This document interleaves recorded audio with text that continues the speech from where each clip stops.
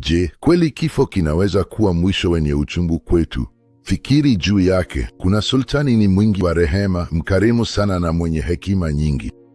Sultani huyu anawaalika wageni wake kwenye kasri lake. Anawakaribisha katika kumbi nzuri zaidi.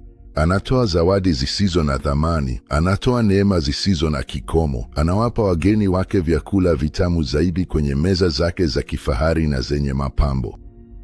Na hapo hapo, wakati wageni wote wakiwa na shukrani na kuvutiwa na sultani, ghafla sultani anawaita watesi wake wasio na huruma kabisa.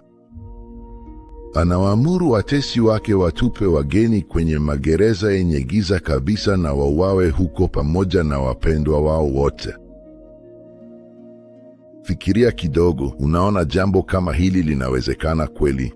Je, mtu mwenye akili timamu anaweza kuamini kwamba sultani mwenye rehema na hekima isiyo na mwisho, ambaye ameonyesha kazi zake, atawakaribisha wageni wake kwa ukarimu halafu awafanyie ukatili kinyume kabisa na rehema yake?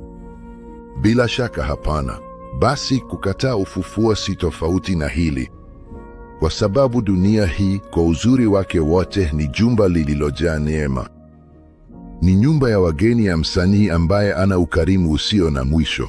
Je, inawezekana kwa sultani huyo mwenye huruma kuwaua watumishi wake wanaomtii katika ulimwengu huu na kuwatupa katika shimo la kutokuwepo kwa milele baada ya baraka zote hizi? Kwa hivyo kifo sio mwisho. Kinyume chake ni mlango unaofungua kwa walimwengu wa milele.